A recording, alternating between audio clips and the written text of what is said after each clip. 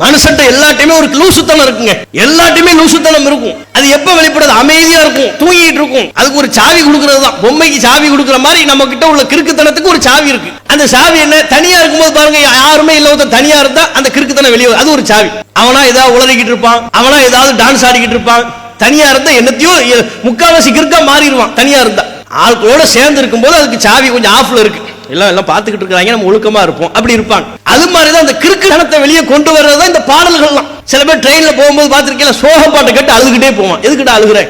சோக பாட்டை கேட்டு மெனக்கட்டு, அந்த சோக பாட்டை கேட்டு அழுகிறதா இருந்தா நீ கிறுக்கத்தன அர்த்தம். தேடி மெனக்கட்டு இளையராஜாவின் சோக பாடல்கள், அதை தேடி போய் கேட்டு அழுகிறன்னா நீ யாரு? நீ கிறுக்க லூசு. அழுகிறதுக்கு இப்ப என்ன இருக்கு? சோக பாட்டை கேட்டு அழுகுறாராம். அது மாதிரிதான் கேரளாவில இருந்து இன்ன பிற ஊர்கள் இருந்து ட்ரம்ஸ் குரூப்பை இறக்கி விட்டோம்னா அவங்க அடிக்கிற ட்ரம்ஸுக்கு எல்லா லூசும் வெளியே வந்துடும். சாவி பெரிய சாவி. அது லூசு வெளியே வந்த உடனே என்ன ஆட்டம் போடுறது, என்ன வேட்டியை மடிச்சு கட்டிக்கிட்டு ஆடுறது, பட்டாசு வெடிக்கிறது. யாரின் பேரால்? மகானின் பேரால். அவுளியாவுக்கு இதெல்லாம் பிடிச்ச காரியமா? அந்த மகான் தான் உங்களை இப்படி டான்ஸ் ஆட சொன்னாரா? இதை வழிபாடு என்று சொல்லி தந்தார்களா? அப்ப எப்படியான அனாச்சாரங்களில் ஈடுபட்டு கொண்டு இதற்கு இஸ்லாம் என்கிற சாயத்தை பூசுகிறார்கள். இஸ்லாம்ங்கிறது மிகப்பெரிய ஒரு வர்ணம். அது அல்லாஹ் தீட்டுகிற வர்ணம். அல்லாஹ் திருக்குர்ஆனில் சொல்கிறான், சிபுகத்தல்லாஹ் வமன் அஹ்ஸனு மினல்லாஹி சிபுகத்தன். இது அல்லாஹ் தீட்டுகிற வர்ணம். அல்லாஹ்வை விட அழகிய முறையில் வர்ணம் தீட்டுபவன் யார்? அஸ்ஸலாமு அலைக்கும் வரஹ்மத்துல்லாஹி வபரகாத்துஹு. கண்ணியத்திற்குரிய எல்லாம் வல்ல அல்லாஹ்வின் நல்லடியார்களே, எல்லாம் வல்ல அல்லாஹ்வின் மகத்தான கிருபையினால் இங்கு நடைபெற்றுக் கொண்டிருக்கக்கூடிய இப்பொதுக்கூட்ட நிகழ்ச்சியில நாம் எல்லாம் பெரும் ஆர்வத்தோடு பங்கெடுத்துள்ளோம். இந்த தருணத்தில நபிகள் நாயகம் ஸல்லல்லாஹு அலைஹி வஸல்லம் அவர்களின் இறுதி பேருரை என்கிற தலைப்பு வழங்கப்பட்டுள்ளது. அல்லாஹ்வின் தூதர் மக்கள் மத்தியில் ஆற்றிய ஒவ்வொரு உரையும் ஒவ்வொரு முஸ்லிம்களும் கவனத்தில் கொள்ள வேண்டிய உரை என்றாலும், அவர்களை பக்குவப்படுத்திய உரை, பண்படுத்திய உரை என்றாலும் கூட, நபிகள் நாயகம் தமது இறுதி காலத்தில் ஆற்றிய இறுதி பேருரைக்கு வரலாற்றிலே மிகுந்த முக்கியத்துவம் வழங்கப்பட்டுள்ளது. அதற்கு அடிப்படையான காரணம் என்னவென்றால், நபிகள் நாயகம் தாம் இறை தூதராக தேர்வு செய்யப்பட்டு 23 ஆண்டுகால நபித்துவ வாழ்க்கையில அல்லாஹ்வின் புறத்திலிருந்து இறை செய்தியாக பெற்று மக்களுக்கு என்னவெல்லாம் சொன்னார்களோ, எந்த கருத்துக்களை எல்லாம் வழங்கினார்களோ, எந்த அடிப்படையில் ஒரு புரட்சிமிக்க சமூகத்தை கட்டமைத்தார்களோ, அவருடைய அறியாமை கால பழக்க வழக்கங்களை எல்லாம் விட்டொழித்து நாகரீகம் உள்ளவர்களாக ஒழுக்கமிக்கவர்களாக மாற்றினார்களோ, அத்தகைய அனைத்து கருத்துக்களையும் உள்ளடக்கி ஒரு மிகச்சிறந்த உரையாக அந்த இறுதி பேருரை அமைந்தது. இன்னும் சொல்வதாக இருந்தால், நபிகள் நாயகத்தின் இறுதி பேருரையை கவனிக்கின்ற பொழுது அது ஏதோ முஸ்லிம்களுக்கு மாத்திரம் சொல்லப்பட்ட உரையாக இருக்காது.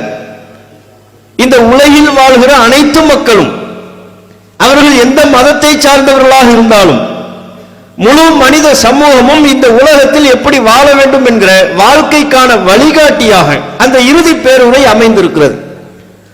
இன்றைக்கு உலகம் என்னவெல்லாம் பிரச்சனைகளை சந்தித்துக் கொண்டிருக்கிறதோ, மனிதர்களுக்கு மத்தியில் எத்தகைய சிக்கல்கள் எல்லாம் தீர்க்கப்படாமல் காணப்படுகின்றதோ, அவை அனைத்திற்குமான முடிச்சுகளை அவிழ்க்கக்கூடிய வகையில் நபிகள் நாயகம் அவர்கள் தம்முடைய இறுதி பேருரையிலே பல்வேறு கருத்துக்களை வழங்கிவிட்டார்கள். இன்றைக்கு தீண்டாமை, சக மனிதனை மனிதனாக மதிக்காத பண்பு, சக மனிதனை தீட்டாக அற்பமாக கருதக்கூடிய போக்கு நாடெங்கிலும் இருப்பதை பார்க்கிறோம். சில நாடுகளிலே நிறத்தின் அடிப்படையில் அத்தகைய தீண்டாமையை கடைபிடிப்பார்கள். சில நாடுகளிலே மொழியின் அடிப்படையில் தீண்டாமையை கடைபிடிப்பார்கள். இப்படி என்னவெல்லாம் மனிதர்களுக்கு மத்தியில் பிறப்பாலோ நிறத்தாலோ இனத்தாலோ தீண்டாமை காட்டப்படுகிறதோ, அவை அனைத்துக்கும் முற்றுப்புள்ளியாக நபிகள் நாயகம் தம்முடைய இறுதி பேருரையில் அதற்கான தீர்வை வழங்கினார்கள். மொழி அடிப்படையில் மனிதனுக்கு மத்தியில் எந்த ஏற்றத்தாழ்வும் இல்லை, நிறத்தின் அடிப்படையில் ஏற்றத்தாழ்வு இல்லை, அவர் பிறப்பின் அடிப்படையில் ஏற்றத்தாழ்வு இல்லை. நீங்கள் இறைவனிடத்தில் சிறப்பு பெற வேண்டும் என்றால் உங்களுடைய குணத்தால் தான் சிறப்பு பெற முடியும். அவர் எந்த நிறத்தவர் என்பதை அல்லாஹ் பார்ப்பதில்லை. மனித குலம் முழுமையும் ஒரு தாய் ஒரு தந்தைக்கு பிறந்தவர்கள், எல்லோரும் சமம் என்கிற சமத்துவ கோட்பாட்டை நபிகள் நாயகம் தம்முடைய இறுதி பேருரையில் தான் வழங்கினார்கள். வழங்கியது மட்டுமல்ல, அத்தகைய சமத்துவ சமூகத்தை நபிகள் நாயகம் உருவாக்கினார்கள். தீண்டாமைக்கு எதிரான குரலாக மாத்திரம் இல்லாமல் இன்றைக்கு எல்லாம் மனிதர்களுக்கு மத்தியில் நாம் பிரச்சனைகளை பார்க்கிறோம். பெண்களுக்கான உரிமை, பெண்களுக்கு சொத்துரிமை வழங்குவது, அவர்களை சரியான முறையில் வழிநடத்துவது அல்லாஹ்வினால் அவர்கள் வழங்கப்பட்டிருக்கிற அமானிதம். ஆகவே அவர்களுக்கு எந்த விதத்திலையும் நீங்கள் அநீதிழைத்து விடக் கூடாது. நாமெல்லாம் ஆண்கள் என்கிற எண்ணத்தோடு பெண்களை நடத்திவிடக் கூடாது. உங்களுக்கு அல்லாஹ்விடத்தில் சிறப்புகளும் உரிமைகளும் இருப்பதைப் போலவே பெண்களுக்கும் பல்வேறு சிறப்புகளும் உயர்வுகளும் அல்லாஹ்விடத்தில் இருக்கிறது என்பதை நபிகள் நாயகம் ஸல்லல்லாஹு அலைஹி வஸல்லம் அவர்கள் சொல்லி, பெண்களுக்கான சொத்துரிமையை, வழிபாட்டுரிமை, திருமண உரிமை என அனைத்து உரிமையையும் நிலைநாட்டும் வகையில் நபிகள் நாயகம் தம்முடைய இறுதி பேருரையை அமைத்திருந்தார்கள். மனிதர்களுடைய உரிமைகளை பறிப்பது, மனிதர்களின் பொருளாதாரத்தை அபகரிப்பது, மோசடியில் ஈடுபடுவது, திருடுவது, வட்டி அடிப்படையிலான பொருளாதாரத்தை சுரண்டுவது, இந்த அனைத்து கொடுமைகளுக்கு எதிராகவும் நபிகள் நாயகம் தம்முடைய இறுதி பேருரையிலே கர்ஜித்தார்கள். சக மனிதனை நீங்கள் ஏமாற்றிவிடக் கூடாது. அவர் எந்த மதத்தை சார்ந்தவர்களாக இருந்தாலும் சரி, அடுத்தவர்களின் பொருளாதாரம் உங்களுக்கு ஹலால் அல்ல, ஹராம். தவறான முறையில் நீங்கள் பொருளை ஈட்டுவீர்களே ஆனால், மோசடி செய்தோ கலப்படம் செய்தோ அடுத்தவனை ஏமாற்றியோ நீங்கள் அவனுடைய பொருளாதாரத்தை அபகரித்துக் கொண்டால் அது அநியாயம். இறைவனை நாளை மறுமை நாளில் நீங்கள் குற்றவாளியாகத்தான் சந்திக்க நேரிடும் என்று சொல்லி மனிதர்களினுடைய பொருளாதாரத்தை புனிதம் என்று கட்டமைத்தார்கள், நமக்கு கற்பித்து தந்தார்கள். அவர்களின் பொருளாதாரம் மட்டுமல்ல, அவர்களின் மானமும் உங்களுக்கு புனிதம். நபிகள் நாயகம் சொன்னார்கள், இன்ன திமாஅக்கும் வ அம்வாலக்கும் வ அஅராதக்கும் அலைக்கும் ஹராம். உங்களுடைய உயிர்களும் உங்களின் உடைமைகளும் பிற மனிதர்களின் மானங்களும் உங்கள் அனைவருக்கும் புனிதமானது என்கிற செய்தியையும் நபிகள் நாயகம் ஸல்லல்லாஹு அலைஹி வஸல்லம் அவர்கள் தம்முடைய இறுதி பேருரையிலே சொல்லி, மனிதனுடைய மானத்தை நீங்கள் பறித்து விடக்கூடாது, பிறர் மானத்தில் விளையாடக்கூடாது, அடுத்தவர்களின் பொருளாதாரத்தை தவறான முறையிலே பெற்றுவிடக் கூடாது என்கிற பிறர் மீதான அவர்களின் மானத்தின் மீதான புனிதத்தையும் அடுத்தவர்களின் பொருளாதாரத்தின் மீதான கண்ணியத்தையும் நபிகள் நாயகம் நமக்கு சொல்லி தந்தார்கள். நாம் இங்கே நினைவு கூற வேண்டிய அம்சம், இதுவெல்லாம் முஸ்லிம்கள் மாத்திரம் கடைபிடிக்க வேண்டிய அம்சமா? முஸ்லிம்கள் மாத்திரம் படிப்பனை பெறத்தக்க விஷயமா? தீண்டாமை கொடுமைக்கு எதிராக நபிகள் நாயகம் ஆற்றிய அந்த செய்தி உலகத்தில் உள்ள எல்லா மனிதர்களும் கடைபிடிக்க வேண்டியது. பிற மனிதர்களுடைய உரிமை சார்ந்து, பெண்கள் உரிமை சார்ந்து நபிகள் நாயகம் சொன்ன செய்தி உலகத்தில் எந்த மூலையில் இருந்தாலும் அனைத்து மக்களாலும் கடைபிடிக்க வேண்டிய செய்திகள். இப்படி பல செய்திகளை நபிகள் நாயகம் தம்முடைய இறுதி பேருரையிலே ஆற்றினார்கள். அதில் முஸ்லிம் சமூகம் நாம் கவனத்தில் கொள்ள வேண்டிய மிக முக்கியமான பல செய்திகளும் அதில் அடங்கியிருக்கிறது.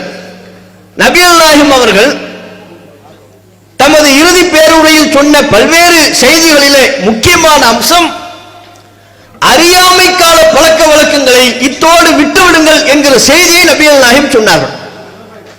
எப்படி சொன்னார்கள்? அலா, மக்களே அறிந்து கொள்ளுங்கள், இன்ன குல்ல ஷைஇன் மின் அம்ரில் ஜாஹிலியத்தி தஹ்த கதமைய மௌதூஉன். அறியாமை கால பழக்க வழக்கங்கள் அனைத்தும் ஒவ்வொன்றும் இதோ என்னுடைய இரு கால்களுக்கு மத்தியில் அடியில் புதைக்கப்பட்டு விட்டது, அதனை நீங்கள் தோண்டி எடுத்துவிடக் கூடாது என்கிற செய்தியை நபிகள் நாயகம் சொன்னார்கள். அறியாமை கால பழக்க வழக்கங்களை பின்பற்றாதீர்கள். அதைத்தான் அரபியில் ஜாஹிலியா என்று சொல்வார்கள். ஜாஹிலியா கால பழக்க வழக்கங்களை, மூடத்தனமான பழக்க வழக்கங்களை நீங்கள் பின்பற்றாதீர்கள், இத்தோடு விட்டுவிடுங்கள். இதை நபிகள் நாயகம் அரஃபா பெருவெளியில் நின்று கொண்டு லட்சக்கணக்கான ஹாஜிகள் குழுமி இருக்கக்கூடிய வேளையில் இந்த செய்தியை சொன்னார்கள். இது எல்லா மனித சமூகமும் கடைபிடிக்க வேண்டிய விஷயம் என்றாலும் முஸ்லிம்கள் நாம் மிகவும் கவனத்தில் கொள்ள வேண்டிய அம்சம். ஒருவன் தன்னை முஸ்லிம் என்று சொல்லுகின்ற பொழுது அதற்கான அடிப்படையே அவன் அறியாமை கால பழக்க வழக்கங்களிலிருந்து தன்னை விடுவித்துக் கொள்பவனாக இருக்க வேண்டும். அறியாமை கால பழக்கம், ஜாஹிலியா பழக்கம் என்றால் என்ன? இஸ்லாம் என்பது மனித சமூகத்திற்கு மிகச்சிறந்த கல்வியை வழங்குகிறது. இஸ்லாம் தான் நேர்வழி. இஸ்லாம் தான் மனிதர்களுக்கு கல்வியை புகட்டக்கூடிய மார்க்கம், அறிவை புகட்டக்கூடிய மார்க்கம். இந்த இஸ்லாம் என்கிற கருத்தாக்கம், இதன் மூலமாக இறைவன் மனித குலத்திற்கு வழங்கிய செய்திகள் அவை மனிதர்களை வந்தடைவதற்கு முன்பு சமூக மக்கள் மத்தியில் என்னென்ன தவறான பழக்க வழக்கங்கள் இருக்கின்றனவோ அவை யாவும் ஜாஹிலியா என்கிற அறியாமை கால மூட பழக்க வழக்கம். இதனை வேறு வார்த்தையில் சொல்வதாக இருந்தால் அல்லாஹ்வும் அல்லாஹ்வுடைய தூதரும் சொல்லாத, நம்முடைய அறிவுக்கும் புறப்படாத ஒரு விஷயத்தை மனிதர்கள் ஏதேனும் ஒரு அர்த்தத்தின்படி செய்து கொள்வார்களே ஆனால் அதில் எந்த உள்ளர்த்தமும் இருக்காது. அல்லாஹ்வும் அல்லாஹ்வுடைய தூதரும் சொல்லியிருக்க மாட்டார்கள். இவர்களாக ஒரு அர்த்தத்தை கற்பித்துக் கொண்டு அதனை செய்வார்கள். யதார்த்தத்தில் பார்த்தால் அதற்கு அப்படி ஒரு அர்த்தமே இருக்காது. இப்படியான செய்திகள் எல்லாமே ஜாஹிலியா மூட பழக்க வழக்கம். இப்ப உதாரணமா இப்ப நாம பேசுறோம், வீடியோ ரெக்கார்ட் பண்றாங்க. வீடியோ ரெக்கார்ட் பண்றதுங்கிறது குர்ஆன்ல உள்ளதா ஹதீஸ்ல உள்ளதா? இல்லை, அல்லாஹ் ரசூல் சொல்லலை. ஆனா நம்முடைய பேச்சை பதிவு செய்து தொலைக்காட்சியிலேயோ சமூக வலைத்தளத்திலேயோ நாம் பகிர வேண்டும் என்று சொன்னால் வீடியோ பதிவு என்பது தேவைப்படக்கூடிய ஒன்று. இது அர்த்தம் உள்ளது. அப்ப நாம செய்யக்கூடிய செயல்கள் வணக்க வழிபாடு என்று வருகின்ற பொழுது அல்லாஹ்வும் அல்லாஹ்வுடைய தூதரும் சொன்னதா இருக்கணும். அல்லாஹ் ரசூல் சொல்லாத எதையும் நாம் வணக்கம் என்றே சொல்ல முடியாது. அந்த அதிகாரம் நமக்கு இல்லை, அந்த ரைட்ஸ் நமக்கு கிடையாது.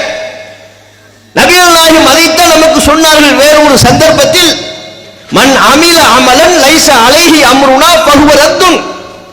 நாம் உத்தரவிடாத ஒரு அமலை யார் செய்வாரோ, அமல் என்று வறுமையானால் இறைவனை வணங்கி வழிபடுவதற்கான வணக்கம் என்று வருகின்ற பொழுது அல்லாஹ்வின் தூதருடைய உத்தரவு அங்கே இருக்க வேண்டும். நாம் உத்தரவிடாத ஒரு அமலை யார் செய்வாரோ அது அல்லாஹ்வால் நிராகரிக்கப்பட்டு விடும் என்று நபிகள் நாயகம் சொன்னார்கள். வணக்க வழிபாடு என்று வருகின்ற பொழுது அல்லாஹ்வும் அல்லாஹ்வுடைய தூதரும் நமக்கு கற்றுத்தந்திருக்க வேண்டும், உத்தரவிட்டிருக்க வேண்டும். அவை அல்லாத ஏனைய நடைமுறைகள் என்று வருகின்ற பொழுது அந்த நடைமுறைக்கு ஒரு அர்த்தம் இருக்கணும்.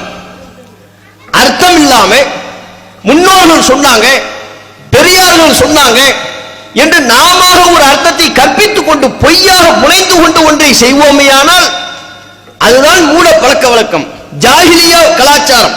அந்த ஜாஹிலியா கலாச்சாரத்தை நபிகள் நாயகம் அளிக்கின்றார்கள். அது இஸ்லாத்தில் இல்லை. ஒரு முஸ்லிம் ஜாஹிலியா கலாச்சாரத்தில் இருக்க இயலாது. ஒன்னு இஸ்லாத்தில் இருக்கணும், இல்ல ஜாஹிலியா கலாச்சாரத்தில் இருக்கணும், மூட பழக்க வழக்கத்தில் இருக்கணும். நான் மூட பழக்க வழக்கங்களை செய்து கொண்டேன், இஸ்லாத்தில் எனக்கு கற்றுத்தரப்படாத அர்த்தமற்ற செயல்பாடுகளை செய்து கொண்டே தன்னை இஸ்லாத்தில் இருப்பதாக ஒரு முஸ்லிம் வாதிட முடியாது. இதை இன்னும் நீங்கள் தெளிவாக புரிந்து கொள்ள வேண்டும் என்றால் நபிகள் நாயகம் காலத்தில் உள்ள ஜாஹிலியா கலாச்சாரத்தை நீங்கள் பார்த்தால் இன்றைக்கு வாழக்கூடிய முஸ்லிம்கள் தூய்மையான இஸ்லாத்தை கடைபிடிக்கின்றார்களா? ஜாஹிலியா கலாச்சாரத்திலிருந்து, அறியாமை கால மூட பழக்க வழக்க கலாச்சாரத்திலிருந்து தங்களை முழுமையாக விடுவித்துக் கொண்டார்களா, இல்லை இன்றைக்கும் அந்த கலாச்சாரத்தில் மூழ்கி இருக்கிறார்களா என்பதை நீங்கள் புரிந்து கொள்ள முடியும். ரசூலுல்லாஹ் காலத்தில் என்ன மூட பழக்க வழக்கம் இருந்தது, அந்த காலத்தில் உள்ள மக்கள் அப்படி என்ன செய்தார்கள், எந்த செயலை கண்டித்து நபிகள் நாயகம் இந்த கருத்தை வழங்கினார்கள். உதாரணத்திற்கு சில செய்திகளை பாருங்கள். நபிகள் நாயகம் காலத்தில் வாழ்ந்த மக்கள்கிட்ட ஒரு பழக்கம் இருந்தது. அவங்க காலத்தில் அதிகமா ஒட்டகம் தானே, அந்த ஒட்டகத்தை வைத்து அவர்கள் ஒரு ஜாஹிலியா கலாச்சாரம். சில வகை ஒட்டகத்திற்கு அவர்கள் பஹீரா என்று பெயர் வைக்கிறார்கள். எந்த ஒட்டகத்திற்கு அவர்கள் பஹீரா என்று பெயர் வைக்கிறார்கள்? ஒரு ஒட்டகம் தொடர்ச்சியாக பல குட்டிகளை போடுகின்ற பொழுது ஒரு 5வது குட்டி, ஒட்டகம் தொடர்ச்சியா குட்டி போடுது, 5 குட்டியை தொடர்ச்சியா போட்டுருச்சு, அதுல 5வது குட்டி ஆண் குட்டியாக இருந்து விட்டது என்று சொன்னால் அதற்கு பஹீரா அப்படின்னு பேர் வச்சிருவாங்க. ஒரு ஒட்டகம் குட்டி போடுது, எந்த ஒட்டகமா இருந்தாலும் குட்டி போடும், தொடர்ச்சி 5 குட்டியை பெற்றெடுக்கும் வரையிலையும் அது உசுரோடு இருக்கு. 5 குட்டியை பெற்றெடுத்து விட்டது, 5வது குட்டி ஆண் குட்டியாக இருந்து விட்டது. உடனே அந்த மக்கள் என்ன செய்வாங்கன்னா, இனிமே இந்த ஒட்டகம் பஹீரா அப்படின்னு பேர் வச்சிருவாங்க. பஹீரானா என்ன, அது எந்த பொருளில் அந்த பேர் வைக்கிறாங்க? இதெல்லாம் குர்ஆன்ல அல்லாஹ் நமக்கு சொல்லி இருக்கிற செய்திகள். பஹீரா என்பதை குறித்து அல்லாஹ் நமக்கு குர்ஆனில் சொல்லி தருகிறான். அதையெல்லாம் முஸ்லிம்கள் புரிந்து கொள்ள வேண்டிய செய்தி. அதுல நமக்கு பாடம் இருக்கிறது, நம்மை திருத்திக் கொள்ள வேண்டிய அம்சம் இருக்கிறது. பஹீரான்னு சொல்லிட்டா என்ன செய்யணும்? இனிமே இந்த ஒட்டகம் புனிதம், இந்த ஒட்டகம் புனிதமானது.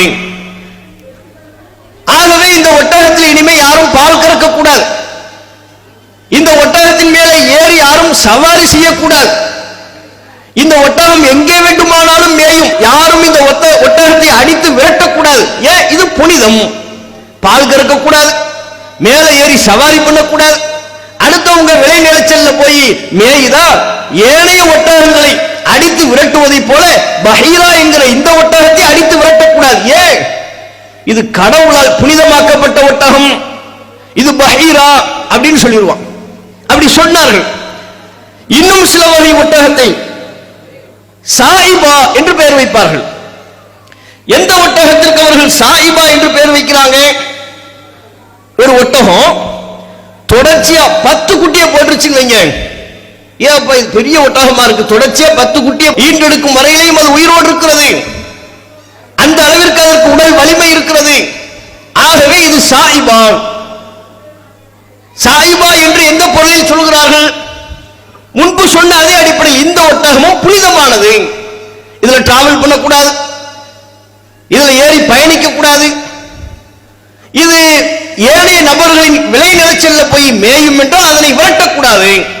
இப்படி ஒட்டகத்தை புனிதப்படுத்தக்கூடிய கலாச்சாரம் அவனிடத்தில் இருக்கிறது. சிலதை பஹீரா என்கிறார்கள், சிலதை சாயிபா என்கிறார்கள். இதே மாதிரி ஆடுகளையும் அரபு மக்கள்கிட்ட ஆடுகளும் அதிகமாக இருந்ததல்லவா, ஆட்டிலையும் இப்படியான பல கணிப்புகளை வச்சு சில வகை ஆடுகளுக்கு வசீலா அப்படின்னு பேர் வைக்கிறது, புனிதப்படுத்துறது. இப்ப அல்லாஹ் சொல்றான், இந்த செயலை பற்றி அல்லாஹ் திருக்குர்ஆனில் கண்டிக்கின்றான். மா ஜஅலல்லாஹு மின் பஹீரத்தின் வலா சாயிபத்தின் வலா வசீலத்தின் வலா ஹாமின் வலாக்கின்னல்லதீன யஃப்தரூன அலல்லாஹில் கதிப். அல்லாஹ் இந்த பஹீரா என்பதை ஏற்றுக்கொள்ளவில்லை, வசீலா என்று நீங்கள் பெயர் சுட்டுவதை, இவ்விதத்தில் ஒரு கலாச்சாரத்தை கடைபிடிப்பதை அல்லாஹ் ஏற்றுக்கொள்ளவில்லை. பஹீரா என்றோ சாயிபா என்றோ வசீலா என்றோ ஹாம் என்றோ இந்த நடைமுறையை அல்லாஹ் சொல்லவில்லை, நான் சொன்னதான் கேட்கிறான் அல்லாஹ். ஒட்டகம் தானே, நீயா ஒரு அர்த்தம் வைக்கிறது தானே, வச்சுக்கிட்டு போன அல்லாஹ் விடல, நீ அதுக்கு பஹீரான் பேர் வச்ச. கடவுள் விஷயத்தில் என் விஷயத்தில் இதை புனிதம் என்று நீ எப்படி சொல்ல போச்சு? இது எப்படி புனிதம்? தொடர்ச்சி 5 குட்டி போட்டா அது புனிதமா? அதுல பயணிக்க கூடாதுன்னு நான் சொன்னனா? அதுல பால் கறக்க கூடாதுன்னு நான் சொன்னனா? பஹீரா என்று நான் ஆக்கினேனா? அல்லாஹ் கேட்கிறான். அதுல பால் கறக்க கூடாது என்றோ பயணிக்க கூடாது என்றோ நான் சொன்னேனா? பஹீரா என்று நான் சொல்லவில்லை, சாயிபா என்று நான் சொல்லவில்லை. நான் சொல்லாததை என் மீது நீங்கள் பொய்யாக இட்டு கட்டுகிறீர்கள், அல்லாஹ் கண்டிக்கிறான். வலாக்கின்னல்லதீன யஃப்தரூன அலல்லாஹில் கதிப். இவர்கள் அல்லாஹ்வின் மீது பொய்யாக இட்டு கட்டுகிறார்கள். எப்ப நான் சொல்லாத என்ன சொன்னதா சொல்றீங்க? என் பெயரை சொல்லி அதை ஏன் நீங்கள் புனிதப்படுத்துகிறீர்கள்? அது புனிதம்னு நான் சொல்லலாம், அல்லாஹ் கேட்கிறான். இதுதான் ஜாஹிலியத், இதுதான் மூட பழக்க வழக்கம். இந்த மூட பழக்க வழக்கத்தை விட்டொழிக்க வேண்டும் என்பதுதான் குர்ஆனின் கட்டளை. நபியல்லாஹி ஸல்லல்லாஹு அலைஹி வஸல்லம் அவர்கள் தம்முடைய இறுதி பேருரையில் ஆற்றிய அந்த தருணத்திலேயும் இந்த மூட பழக்கத்தை விட்டொழியுங்கள், இஸ்லாத்தில் உங்களை இணைத்துக் கொண்டதற்கு பிறகு மூட பழக்க வழக்கத்திற்கு நீங்கள் உயிர் கொடுக்க கூடாது. இதோ இந்த சமயத்தில் என்னுடைய 2 காலடிகளுக்கு மத்தியில் மூட பழக்க வழக்கம் அனைத்தும் குழி தோண்டி புதைக்கப்பட்டு விட்டது என்கிற செய்தியை நபிகள் நாயகம் சொன்னார். இன்னைக்கு நாம சிந்திக்க வேண்டிய அம்சம் என்ன? முஸ்லிம்கள் அல்லாஹ்வின் தூதர் என்றைக்கோ 1400 ஆண்டுகளுக்கு முன்பே தன்னுடைய 2 காலடிகளுக்கு மத்தியில் குழி தோண்டி புதைக்கப்பட்டு விட்டதாக சொன்ன அந்த மூட பழக்க வழக்கத்தை இன்றைக்கும் உயிர் கொடுத்து எழுப்பி வைத்திருக்கிறார்களா இல்லையா? இஸ்லாத்தின் பெயரால் இவர்கள் அன்றைக்கு அவர்கள் ஒட்டகத்தை புனிதம் என்றார்கள், அன்றைக்கு அவர்கள் ஆடுகளை புனிதம் என்று அவர்களாக சில சட்டங்களை ஏற்றிக் கொண்டார்கள். குர்ஆன் அல்லாஹ் இன்னும் சொல்லுகிறான், கால்நடைகள் ஆடு மாடு ஒட்டகம் இந்த கால்நடைகள் விஷயத்துல அவங்க என்ன நடைமுறையை கடைபிடிச்சாங்களா? ஒட்டகம் பிரசவமா இருக்கும்போது அல்லது ஆடு பிரசவமா இருக்கும்போது அவன் சொல்லுவான், குட்டியை ஈண்டெடுப்பதற்கு முன்பே அவன் சொல்லுவான, وقالوا ما في بطون هذه الانعام, இந்த ஒட்டகங்களின் வயிற்றில் என்ன இருக்கின்றதோ அவை خالصة لذكورنا ومحرم على ازواجنا, நம்மில் உள்ள ஆண்களுக்கு மட்டுமே ஹலால், நம்முடைய துணைகளுக்கு அவை ஹராம். இது எந்த குட்டியை பெற்றெடுத்தாலும் அதுல ஆண்கள் நம்ம மட்டும் தான் சாப்பிடணும், பெண்கள் சாப்பிடக்கூடாது. அவனா உருவாக்குறது, அவனாக ஒரு சட்டத்தை சொல்கிறான். குர்ஆன் அல்லாஹ் சொல்கிறான், இந்த கால்நடை பிரசவமா இருக்கும் போது சொல்றான், எந்த குட்டியை ஈண்டெடுத்தாலும் நம்மள உள்ள ஆண்கள் மட்டும் தான் சாப்பிடணும், பெண்களுக்கு ஹராம். அது முஹர்ரமுன் அலா அஸ்வாஜினா, பெண்கள்லாம் அதை சாப்பிடக்கூடாது. வஇயக்கும் மைத்தத்தன், அவை செத்தே பிறக்கும் என்றால் பிறக்கும் போதே அந்த குட்டி செத்துருச்சு, மைத்தா வருது. மைத்தா வந்தா என்ன, அதில் நாம் இருவரும் கூட்டு, ஆண்கள் பெண்கள் இருவருக்கும் அதுல சட்டம் போது. சாப்பிட்டா ரெண்டு பேரும் சாப்பிடலாம், சாப்பிடக்கூடாது ரெண்டு பேரும் சாப்பிடக்கூடாது. இது ஏதாவது மார்க்க சட்டத்தின் அடிப்படையிலானதா, ஒரு அர்த்தம் உள்ளதா? அர்த்தம் உள்ளதல்ல, ஜாஹிலியத்து, மூட பழக்க வழக்கம், இஸ்லாம் சொல்லாத அல்லாஹ் சொல்லாத செயல். அப்ப அல்லாஹ் இந்த விஷயத்தின் முடிவிலையும் கேட்கிறான். அவர்களாக சொல்லிக் கொள்ளக்கூடிய இந்த பொய்க்கு அல்லாஹ் தக்க தண்டனையை கொடுப்பான். அல்லாஹ் உங்களுக்கு கூலி வழங்குவான். எதற்கு கூலி? நீ என்ற பங்கு போடுற, அதுல உள்ள குட்டி ஆண்களுக்கு ஹலாலு பெண்களுக்கு ஹராம்னு யார் சொன்னா? நான் சொன்னா அப்படின்னு அல்லாஹ் கேட்கலாம். அப்ப இப்படியாக அல்லாஹ் புனிதப்படுத்தாத, அல்லாஹ் ஹராம் என்று அறிவிக்காதவற்றை நாம புனிதப்படுத்துவதும் ஹராம் என்று கூறுவதும் மூட பழக்க வழக்கம். இந்த மூட பழக்க வழக்கத்தை விட்டொழிக்க வேண்டும் என்று நபிகள் நாயகம் சொல்றாங்க. முஸ்லிம் சமுதாயம் அதை விட்டுருச்சா? இன்னைக்கும் எவ்வளவு மூட பழக்க வழக்கங்களை கடைபிடிக்கிறாங்க. இப்ப துல்ஹஜ் மாசத்துல இருக்கும், ஹஜ் பெருநாளா முடிஞ்சு அடுத்து நமக்கு என்ன, முஹர்ரம் வருது. முஹர்ரம் மாசம் வந்தா என்ன, முதல் 10 நாள் இருக்குல்ல, இவரெல்லாம் முஸ்லிம்களா கடைபிடிக்கிறது. முஹர்ரம் வந்துருச்சுன்னா மீன் சாப்பிடக்கூடாது. எத்தனை நாளைக்கு? 10 நாளைக்கு அசைவம் சாப்பிடக்கூடாது. யாரு சொன்னா? 10 நாளைக்கு அசைவம் சாப்பிடக்கூடாது, மீன் சாப்பிடக்கூடாதுன்னு உங்களுக்கு சொன்னது யாரு? அல்லாஹ்வுடைய சட்டமா, ரசூலுடைய சட்டமா? நான் சாப்பிட மாட்டேன்னு சொல்றேன், இது என்ன பெரிய விஷயமா? பெரிய விஷயம், அல்லாஹ்வுடைய பார்வையில பெரிய விஷயம். ஒன்றை ஹராம், இதை நான் சாப்பிட மாட்டேன் அல்லது ஊர்ல உள்ள யாரும் சாப்பிடக்கூடாது என்று சொல்வதா இருந்தால் அல்லாஹ் சொல்லணும், அல்லாஹ்வுடைய தூதர் நமக்கு சொல்லணும். ஒரு மாதத்தை நீங்க புனிதப்படுத்தி, சில நாட்களை புனிதப்படுத்தி, இந்த காரியத்தில் நான் ஈடுபட மாட்டேன் என்று சொல்வதா இருந்தால் அல்லாஹ் ரசூல் சொல்லணும். அல்லாஹ் ரசூல் சொல்லாம நாம இப்படி ஒரு அர்த்தமற்ற செயல், மூடத்தனமான செயல், மார்க்கத்தில் எதெல்லாம் சொல்லப்படவில்லையோ, முஸ்லிம் சமூகம் அவர்களாக சிலவற்றை உருவாக்கி எதையெல்லாம் கடைபிடிக்கிறார்களோ அது எல்லாமே ஜாஹிலியத்து கலாச்சாரம் தான். நல்ல நேரம் கெட்ட நேரம் பார்க்கிறது, சகுனம் பார்க்கிறது, இது என்ன? அதுல ஏதாவது ஒரு அர்த்தம் இருக்கா? ரசூலுல்லாஹ் சொன்னாங்களா? நேரத்தில் 2 வகை நேரம் இருக்குன்னு ரசூலுல்லாஹ், நல்ல நேரம் கெட்ட நேரம்னு 2 வகை நேரம் இருப்பதா நபி சொன்னார்களா? குர்ஆன் சொல்லுதா? அல்லாஹ் சொல்ற காலத்தை நான் தான் நிர்வகித்துக் கொண்டிருக்கிறேன். காலம் முழுமே அல்லாஹ்வுடைய கட்டுப்பாட்டில் இருக்கு. அது யாருக்குமே நல்ல நேரம் கெட்ட நேரம் என்று நாம தீர்மானிக்க இயலாது. குறிப்பிட்ட ஒரு நேரத்தை இது எல்லாருக்கும் நல்ல நேரம், இது எல்லாருக்கும் கெட்ட நேரம்னு சொல்லவே முடியாது. உங்களுக்கு ஒரு நாள் நல்ல நாளா இருக்கும், மற்றவனுக்கு அது கெட்ட நாளா போயிடும். உங்களுக்கு ஒரு நாள் வியாபாரத்தில் லாபம் கிடைத்திருக்கும், மற்றவனுக்கு நஷ்டம் ஏற்பட்டிருக்கும். உங்களுக்கு ஒரு நாள் ஒரு குழந்தை பிறந்திருக்கும், அதே நாளில் மற்றவர்களுக்கு ஒரு குழந்தை இறந்திருக்கும். அப்ப எப்படி நல்லது கெட்டதுன்னு பிரிப்பீங்க? எல்லோருக்கும் எப்படி நீங்கள் பொதுவாக்குவீர்கள்? இந்த சகுனம் பார்ப்பதைத்தானே ரசூலுல்லாஹ் ஜாஹிலியத்துங்கறாங்க, மூட பழக்க வழக்கம். இறுதி பேருரையில இதையும் சேர்த்துதான் ரசூலுல்லாஹ் கண்டிச்சாங்க. அல்லாஹ் திருக்குர்ஆன்ல சொன்னான், இன்னமல் ஹம்ரு வல் மைசிரு வல் அன்சாபு வல் அஸ்லாமு ரிஜ்சும் மின் அமலி ஷைத்தான். மது, சூதாட்டம், பலிபீடங்கள்ல போய் குறி கேட்கிறது, இது எல்லாமே ஷைத்தானின் செயல், கெட்ட செயல், அது செய்யக்கூடாது என்று அல்லாஹ் திருக்குர்ஆன் வாயிலாக கண்டிக்கிறான். பலிபீடங்கள்ல போய் எப்படி குறி கேட்பாங்க?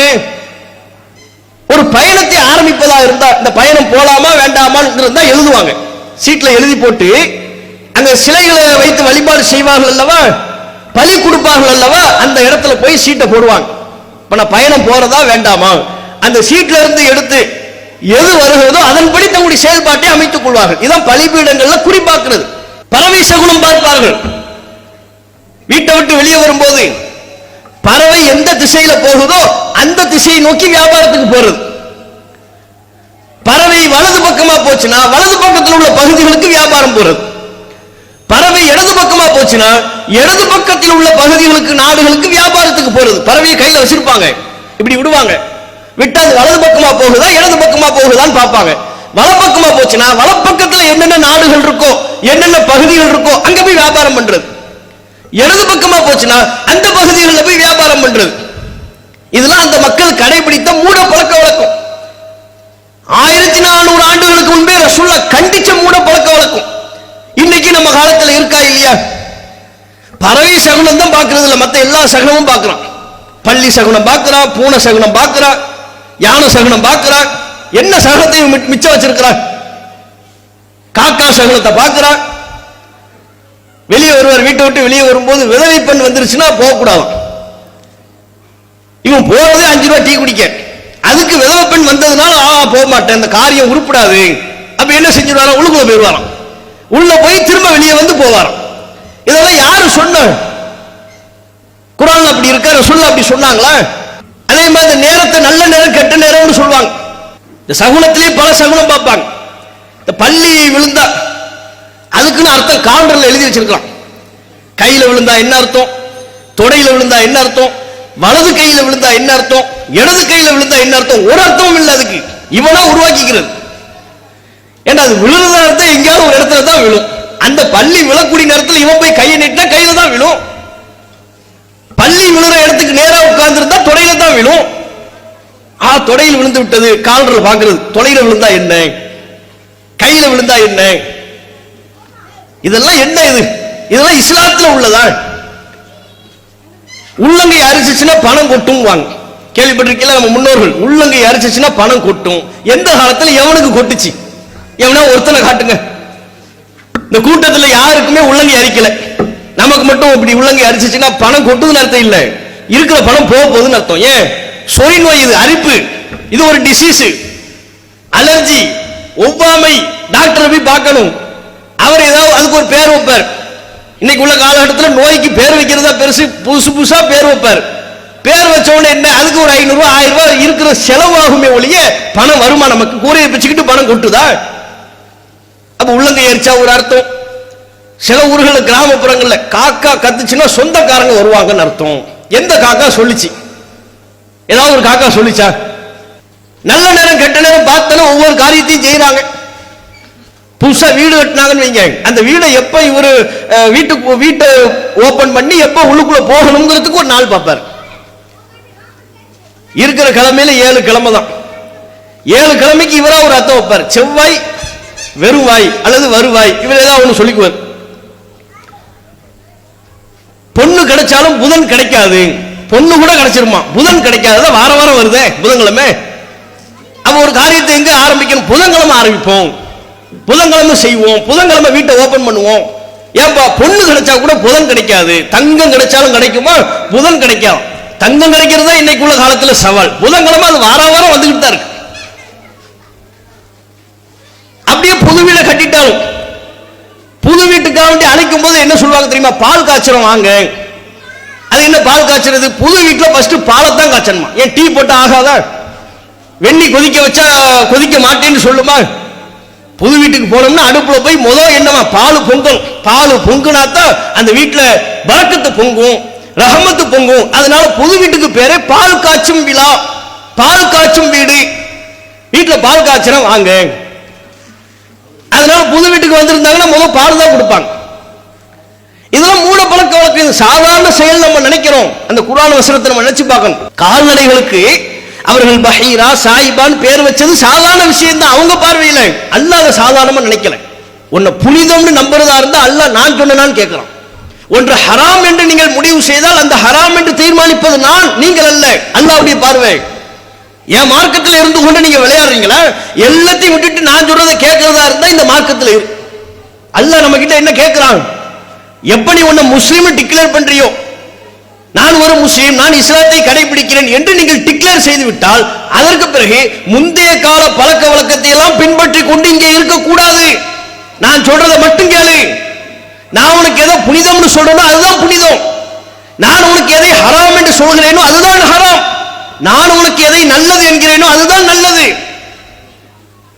அப்படி நாம முழுமையா கட்டுப்பட்டு நடந்தால் மாத்திரம்தான் அல்லாஹ்வுடைய பார்வையில முழுமையான முஸ்லிமா நாம இருக்கிறோம் அர்த்தம். இதை நாம் சரியாக புரிந்து கொள்வோமே ஆனால் இது போன்ற சின்ன சின்ன விஷயங்கள் என்று நாம் கருதக்கூடியவை. வீட்டுக்கு வெளியே கந்திருஷ்டிக்காண்டி எதையா ஒரு எலுமிச்சம்பழத்தை தொங்க விடுறது, வாகனத்தில் தொங்க விடுறது, நல்ல நேரம் கெட்ட நேரம் பார்க்கிறது. கல்யாணம் பண்றதா இருந்தா இந்த நேரத்தில் தான் நான் கல்யாணம் பண்ணுவேன், ஏன் அதான் நல்ல நேரம். வியாபாரம் ஆரம்பிக்கிறதா இருந்தா இந்த நாள்ல தான் பண்ணுவேன், ஏன் அதான் நல்ல நாள். அதை நாம தீர்மானிக்க முடியாது. காலம் என்பது அல்லாஹ்வுடைய கையில் இருக்கிறது. அப்ப நபிகள் நாயகம் ஸல்லல்லாஹு அலைஹி வஸல்லம் அவர்கள் இந்த விஷயத்தை நமக்கு முதல் தெளிவா சொல்றாங்க. மூட பழக்க வழக்கம் இருக்கக்கூடாது, முழுமையா அல்லாஹ்வுக்கு கட்டுப்படணும். அதோடு சேர்த்து அந்த அரஃபா பெருவெளியில் தான் மிக முக்கியமான ஒரு வசனம் அருளப்படுகிறது. என்ன? இஸ்லாமிய மார்க்கம் முழுமைப்படுத்தப்பட்டு விட்டது. இந்த செய்தியும் அரஃபா பெருவெளியில் தான் அருளப்பட்டது. அல்லாஹ் ரப்பல் ஆலமீன் திருக்குர்ஆனில் குறிப்பிடுகிறான், அல் யௌம அக்மல்து லக்கும் தீனக்கும் வ அத்மம்து அலைக்கும் நிஅமதி வ ரதீது லக்குமுல் இஸ்லாம தீனா. இன்றைய தினம் இந்த மார்க்கத்தை உங்களுக்கு நான் முழுமைப்படுத்தி விட்டேன், இஸ்லாத்தை உங்களுடைய தீனாக நான் பொருந்திக் கொண்டேன், என்னுடைய அருட்கொடை உங்களுக்கு பரிபூர்ணமாக வழங்கிவிட்டேன். இது திருக்குர்ஆனில் இடம்பெற்றிருக்கிற ஒரு வசனம்.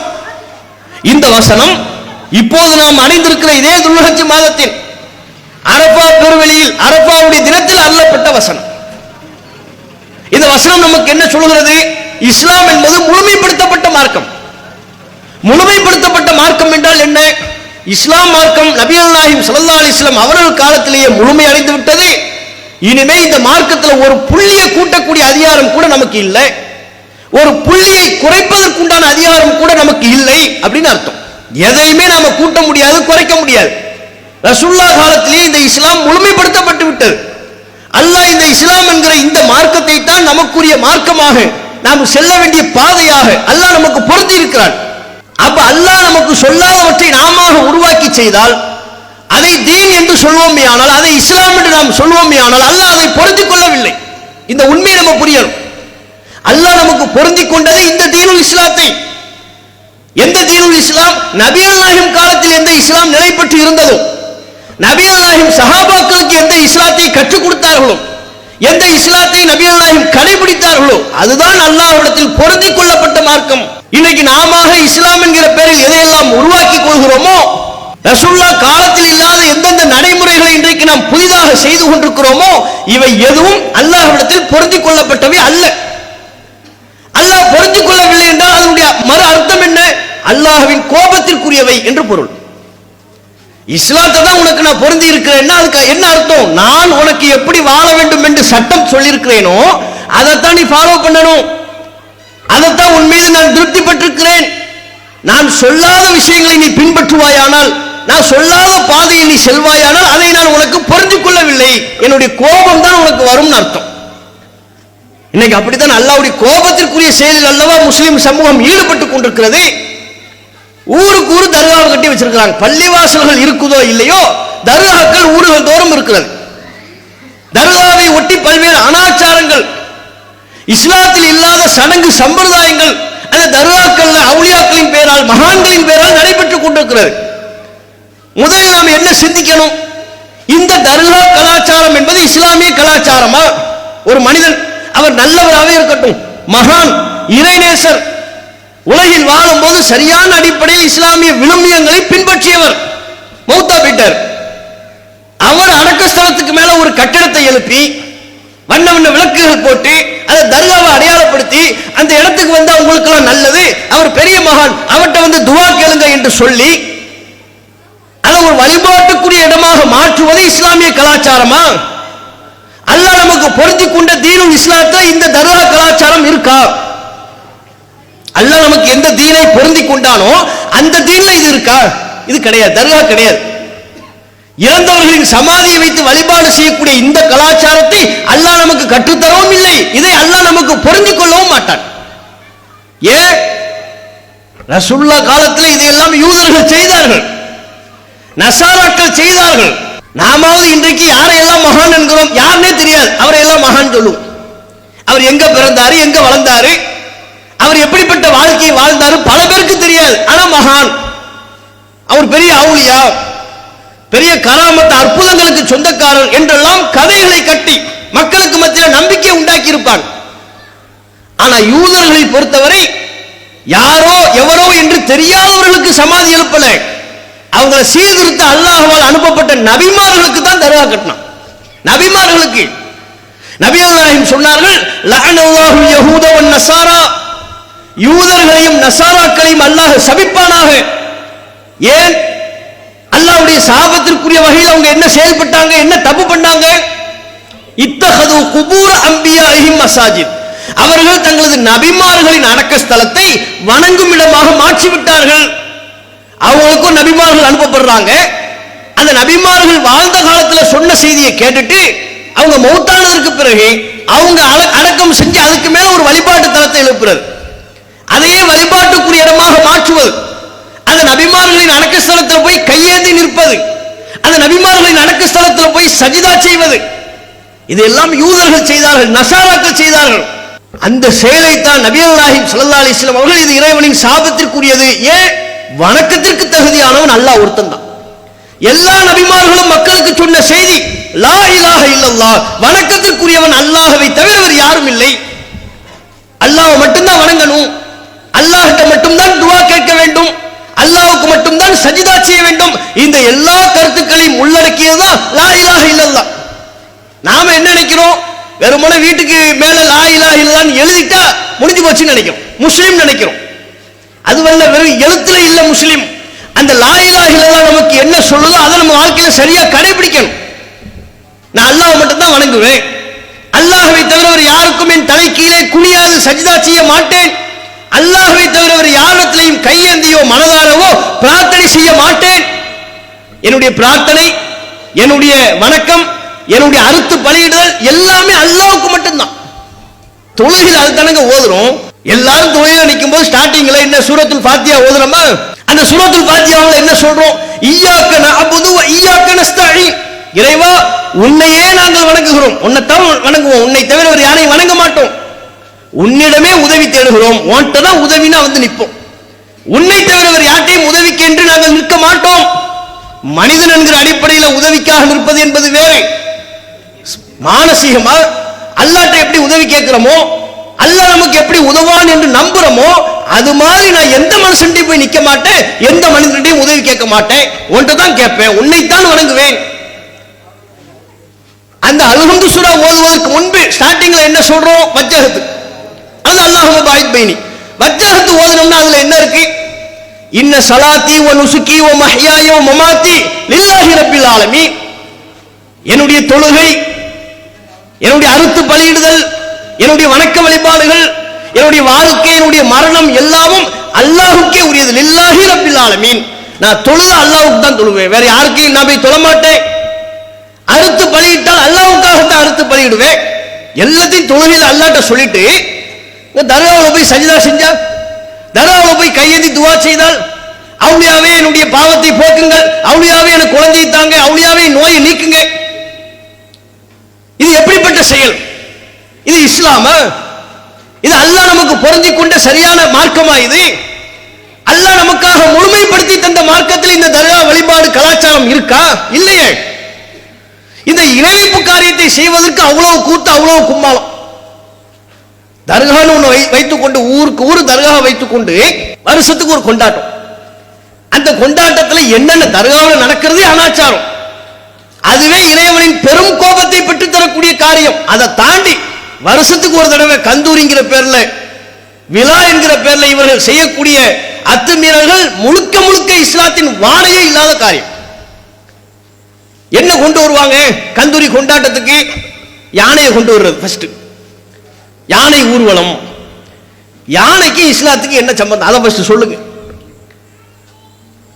எங்கிருந்து இந்த யானை எங்க நமக்கு உள்ள வருது? குர்ஆன்ல யானையை பத்தி என்ன இருக்கு? நமக்கு ஒரே ஒரு செய்தி இருக்கு.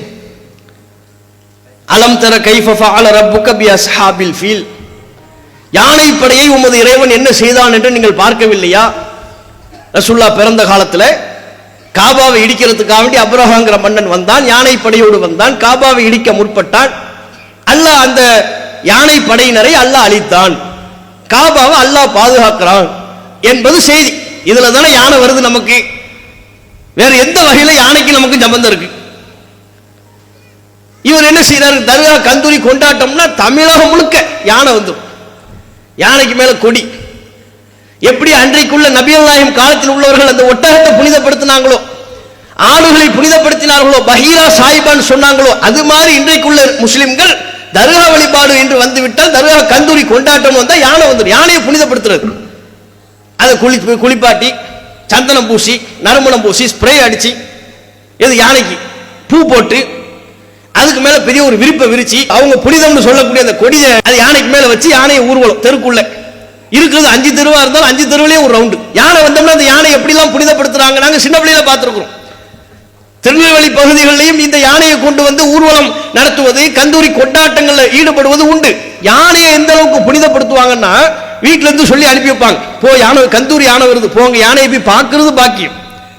யானை தும்பிக்கை இருக்குல்ல அதோட அது தலையை தொட்டுச்சுன்னா பெரிய ஆசீர்வாதம். அதுல இருக்கும் அவ்வளவு மூக்குச்சலி, அவ்வளவு இன்ஃபெக்ஷன், அவ்வளவு அசுத்தம்.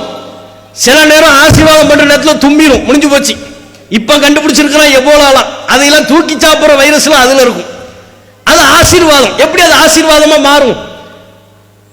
அப்ப யானைக்கு ஏதாவது வாழைப்பழத்தை கொடுத்தோ பலாப்பழத்தை கொடுத்தோ வேறு ஏதேனும் ஒரு பொருளை தேங்காவை கொடுத்து யானைகிட்ட ஆசீர்வாதம் வாங்குறது இது யாருடைய கலாச்சாரம்? எந்த இறை தூதர் யானைகிட்ட ஆசீர்வாதம் வாங்கினாங்க சொல்லுங்க? எந்த சஹாபி இந்த அனாச்சாரத்தை செஞ்சாங்க? இந்த செயலை யாரு செஞ்சா? இஸ்லாத்துல நீங்க கடைபிடிக்கிறீங்களே பன்னெடுங்காலமா இந்த யானையை வைத்துக் கொண்டு ஒரு சடங்கு சம்பிரதாயத்தை நிறைவேற்றக்கூடிய இந்த நடைமுறையை உங்களுக்கு சொல்லி தந்தது யாரு? யாரு சொல்லி தந்தார்? எந்த நபி சொல்லி தந்தார்? எந்த நபித்தோழர் சொல்லி தந்தார்? குறைந்தபட்சம் எந்த இமாம் உங்களுக்கு சொல்லி தந்தார்? ஷாபி இமாம் சொல்லி தந்தாங்களா? அபூ ஹனீஃபா இமாம் சொல்லி தந்தாங்களா? அவங்களாம் இப்படித்தான் யானையை வச்சு புனிதப்படுத்தி மக்களுக்கு மத்தியில் நடமாட விட்டு தர்கா கந்தூரிக்கு வாங்க கொண்டாட்டத்துக்கு வாங்கன்னு கூப்பிட்டாங்களா? இது யாருடைய நடைமுறை? பிரமத கலாச்சாரம். இது பார்த்தாலே தெரியல உங்களுக்கு? பிரமத கலாச்சாரம். அவங்க தான் யானையை வைத்து கோவில் வழிபாடு செய்வார்கள். அவங்க கலாச்சாரம், அவங்க நம்பிக்கை, அவங்க செய்யறாங்க. முஸ்லிம்கள் இங்கே இஸ்லாத்தில் இருந்து கொண்டு யானையை ஊருக்குள்ள வச்சு அதன் பேரில் ஒரு கொண்டாட்டத்தை கொண்டாடுவதற்கு உங்களுக்கு யார் சொல்லி தந்தார்?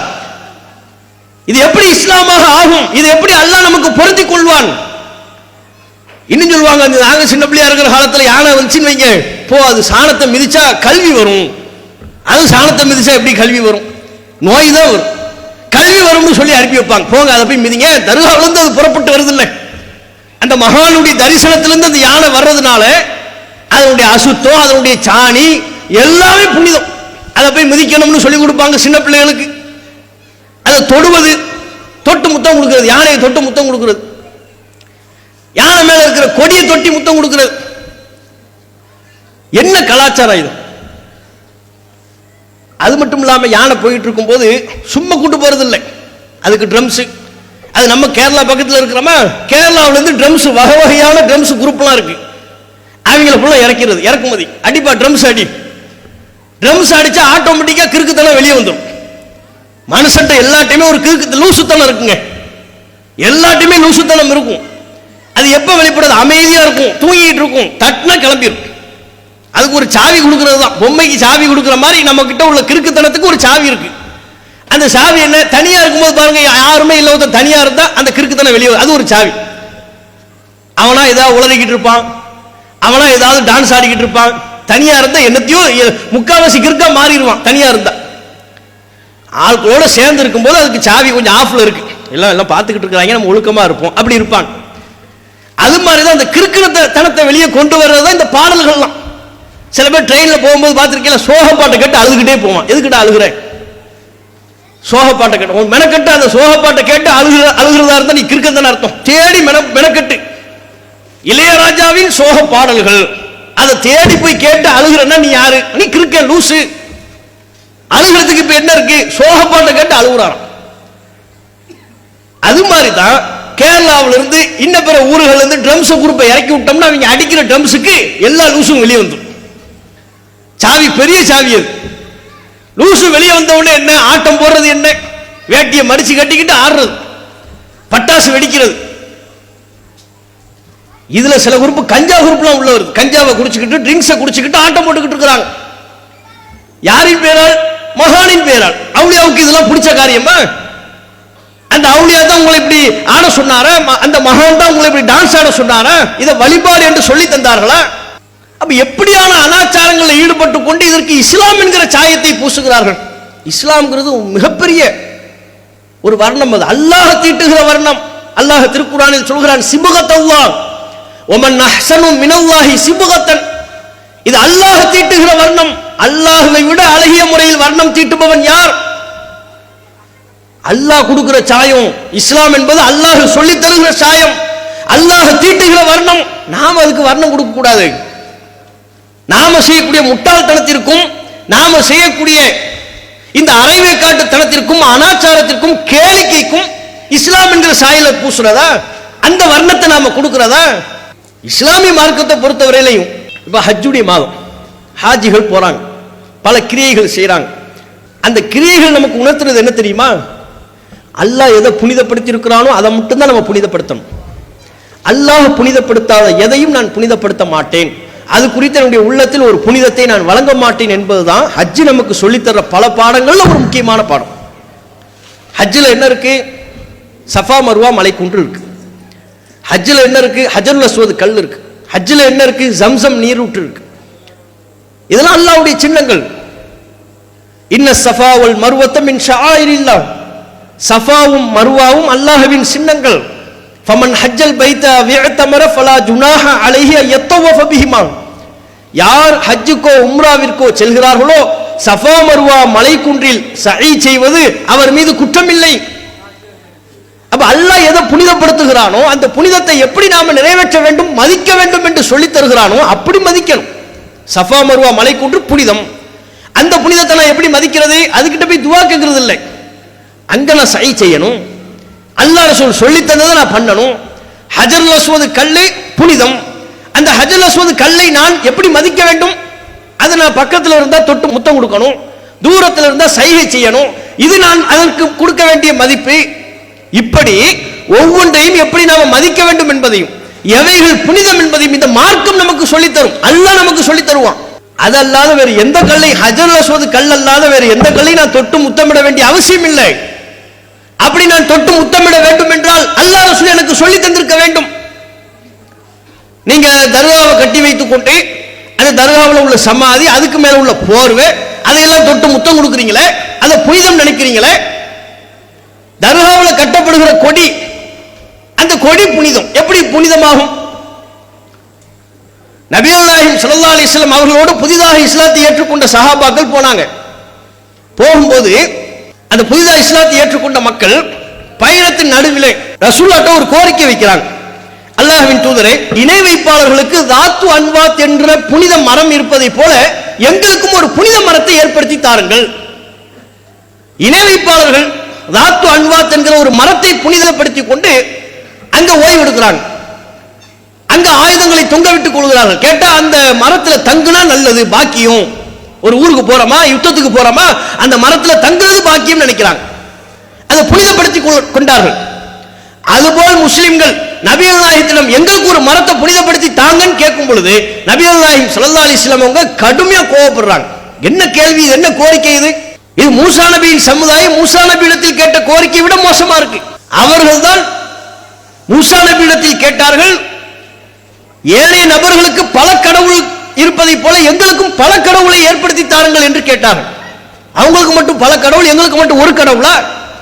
எங்களுக்கு ஒரு இறைவன் தானா, வேறு இறைவன் இல்லையா? எங்களுக்கும் பல கடவுளை ஏற்படுத்தி தாங்க என்று அவர்கள் கேட்டார்கள். அதுபோல் அல்லவா நீங்கள் கேட்கிறீர்கள்? அப்பதான் ரசூலுல்லாஹ் கண்டிக்கிறாங்க. நீங்க இஸ்லாத்துல இருந்தா இஸ்லாத்துல உங்களுக்கு என்ன சொல்லப்படுது அதைத்தான் நீங்க பார்க்கணும். எப்ப இஸ்லாத்துக்கு வந்துட்டீங்களோ பழைய கலாச்சாரத்தை பின்னோக்கி திரும்பி பார்க்க கூடாது. அவங்க எப்படி செய்யறாங்க, இவங்க எப்படி பண்றாங்க, அதுமா நம்ம ஏதாவது பண்ண முடியுமா? அவங்க குத்து விளக்கு வச்சு வழிபாடு செய்யறாங்க, அது அவங்க கல்ச்சரு. நாம தர்காவில் கொண்டு போய் குத்து விளக்கு வைக்கிறது. அவங்க யானை ஊர்வலம் பண்ணிட்டு போறாங்க, கோவில தேர் இழுக்கிறாங்க, அதுமா நம்மளும் சந்தன கூடி இழுப்போம். அவங்க பிற வழிபாடு செய்யறாங்க, நாம இது மாதிரி ஒரு கொடியை கட்டுவோம், அதை வணங்குவோம், அதை புனிதப்படுத்துவோம். பின்னோக்கி பார்க்க கூடாது இஸ்லாத்துல. அதைத்தான் நபிகள் நாயகம் சொன்னாங்க, நீங்க ஜானுக்கு ஜான் முளத்திற்கு முளம் பிற சமூகத்தின் கலாச்சாரத்தை பின்பற்றுகிறீர்கள். எந்த அளவிற்கு?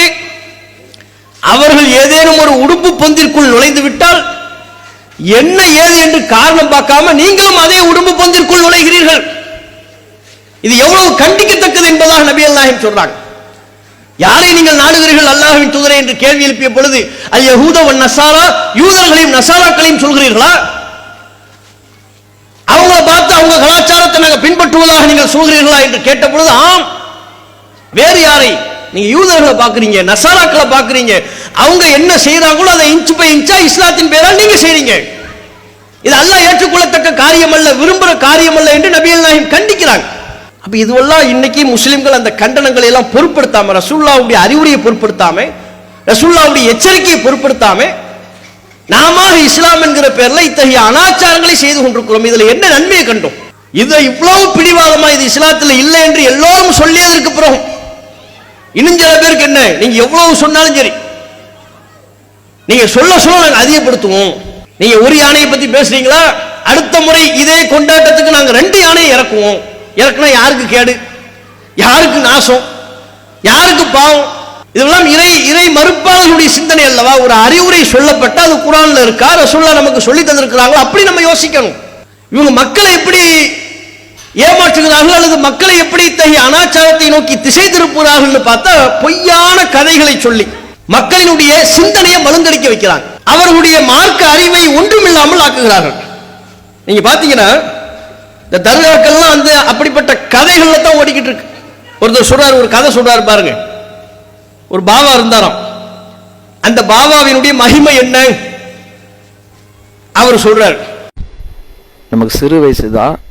நான் பெரியவங்க இடத்துல நான் கேள்விப்பட்டிருக்கிறேன் ராதாபாபா ரலியல்லாஹு தஆலா அவரை பற்றி. தஹஜ்ஜுடைய நேரத்தில் வந்து ஒரு கிணறு இருக்கு, அங்கே போய் குளிக்க போவாங்களாம். குளிக்கின்ற பொழுது ஒரு ராதா பாபா தஹஜ்ஜத் நேரத்தில் கிணத்துல போய் குளிக்க போறாரு. அவங்களுடைய அற்புதம் எப்படி இருக்கும்னா, அவங்களுடைய குடலை வெளியெடுத்து அதை கழுகி திருப்பி உள்ள போட்டுக்குவாங்க. அப்படிப்பட்ட கராமத்து பொருந்திய குடல் இருக்குல்ல, குடல் அதை வெளியே எடுத்து அதை கழுவி வாஷ் பண்ணி திருப்பி உள்ளுக்குள்ள போட்டுக்குவார். அதுதான் அவருடைய அற்புதம். அவர்கள் குளிக்கின்ற பொழுதும் கூட தன்னுடைய வயிற்றில் இருக்கக்கூடிய குடலையும் கூட சுத்தம் செய்து தன்னுடைய வாய்க்குள் போட்டுக்கொள்வார்கள் என்பதாக சொல்ல நான் கேள்விப்பட்டு இருக்கிறேன். அப்படிப்பட்ட மகான் அவர்கள் இந்த ராதாபாபா ரலியல்லாஹு தஆலா அவர்கள் திகழ்ந்து கொண்டு இருக்கிறார்கள். குளிக்கும் போது குடலை வாஷ் பண்ணிக்குவாரு, தேவைப்பட்டா அதை வாய்க்குள்ளேயும் போட்டுக்குவாரு. குடலை வெளியே எடுத்துக்கிறது, கழுவிடுறது, வாஷ் பண்ணிடுறது, திரும்ப வாய்க்குள்ள போட்டு வாய் வழியா வயிற்றுக்குள்ள செட் பண்ணிக்கிறது. நம்ம கையை கழுவுறதே பெரிய பாடா இருக்கு, காலை கழுவுறதே கஷ்டமா இருக்கு. அவர் எதோ ராதாபாபா எதையெல்லாம் கழுவிடுறாரு ஈஸியா, வயிற்றுக்குள்ள உள்ள குடல் எடுத்து வெளியே வாஷ் பண்ணிடுறாரு. அப்ப அன்னைக்குள்ள காலத்துல குடல் ஆபரேஷனே பண்ணிருக்க தேவையில்லை, எல்லாம் ராதாபாவே பார்த்துருவார். ஏன் குடலை ஈஸியா வெளியே எடுத்துடுறாருல. இதெல்லாம் எப்படிப்பட்ட கதைகள், இதெல்லாம் எப்படிப்பட்ட கற்பனைகள். இது போல அவங்க சொல்லி கொடுக்குறாங்க. இதை விட மோசம் இவர் சொல்ற கதையை பாருங்க. இது வந்து இலங்கையில் உள்ள ஒருத்தர் அவர் சொல்ற கதை. ஒரு பாபா வந்து தொழுதுகிட்டு இருக்கிறார். அவர் எப்படி தொழுகிறார், எவ்வளவு பயபக்தியா தொழுகிறாருங்கிறத அவர் சொல்றார். அஹமது கபீர் ரிஃபாயி நாயகம் ஒரு பெரிய மகான், ஒரு ஞான மகான். இவங்க சொல்லிட்டா மகான், அவ்வளவுதான், மறுபேச்சுக்கு இடம் இல்லை. இவங்களாம் மகான் சொல்லி இவங்க சர்டிபிகேட் கொடுக்கிறது தான். அல்லாஹ்வுடைய நேசரை நம்ம சொல்றதா அல்லாஹ் சொல்றதா? அல்லாஹ் தன்னுடைய நேசர்களை தேர்வு செய்வான். நாம இவங்களா அவர் மகான், ஒரு பெரிய மகான். அவங்க போய் தொழுகையில நின்றாங்க. நிக்காக தான், செய்யவும் இல்லை, சுஜூது செய்யவும் இல்லை, நிக்காக தான். எவ்வளவு நேரத்துக்கு பின்னால போனாக்கள் காத்துக்க. பள்ளிவாசல்ல போய் தொலை போயிட்டாரு. தொழுவுனா ருக்கு செய்யவும் இல்லை, சஜிதா செய்யவும் இல்லை, நிக்கிறாங்க. இது இலங்கையினால இந்த இலங்கை தமிழுக்கு ஒரு டிரான்ஸ்லேஷன் பண்ண வேண்டியிருக்கு. ருக்குவும் செய்யல, சஜிதாவும் செய்யல, நின்றுகிட்டே இருக்கிறாரு. எவ்வளவு நேரத்துக்கு நிக்கிறாரு? கொஞ்ச நேரம் ஒரு மணித்தியாலம் பார்த்தாரு, ருக்குக்கு போறாப்புல இல்ல, அவசரமா நாங்க என்ன செய்யணும், மார்க்கெட்டுக்கு போக வேண்டிய வேலை என்று அவர் வைத்தாரு. ஒவ்வொரு ஆளா கலண்டானுகள், இப்படியே கலண்டு கலண்டு கலண்டு கடைசியில ஒரு 5-10 பேர் மிஞ்சினாங்க. அப்பயும் ஒரு மணி நேரம் பார்த்தாங்களாம், ருக்குக்கே போகல. அவர் கலண்டு போயிட்டார். மார்க்கெட்டுக்கு போகணும், பொருள் வாங்க போகணும் அப்படின்னு அவர் கலண்டு போயிட்டாராம். இப்படியா ஒவ்வொரு ஆளா பார்த்தாங்க, ஒரு ருக்குக்கே போகல. இருக்கிற எல்லாரும் கலண்டு கலண்டு கலண்டு போயிட்டாங்க. கடைசியில் 5 பேர் பாக்கி போல நிக்காங்க. என்ன இது, போக மாட்டா போலி, கதைக்கலாமா? அந்நேரம் போய் பெரிய சேகையா கதைக்கலாமா? அப்ப நாம மில்ல போவோம். என்ன செய்யும், நாம என்ன செய்யணும், எல்லாரும் போய்த்தானுங்க. 3 மாசத்துக்கு பிறகு போனா பார்த்தா நிக்கா 3 மாசம் 3 மாசம் 3 மணி நேரம் இல்ல, எல்லாம் கழட்டு போயிட்டாங்க.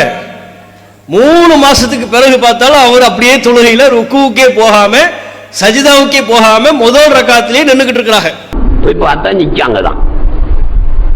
இங்க இருந்து ஒரு மரம் உண்டு, வேர் விட்டுக்கிட்டே வந்துருந்துச்சு. மரம் வேர் விழுந்தானே, மரம் பக்கத்துல ஒரு மரம் வேர் விட்டு வந்துகிட்டே இருக்கு. நேராகவும் வேறுடும், இப்படி சைட்லையும் வேறுடும், ஓரமாகவும் வேறுடும் தானே மரம். ஓரமா நேராகவும் வேறு விடும், இப்படி சைட்லையும் வேறுடும், ஓரமாகவும் வேறுடும் தானே மரம்.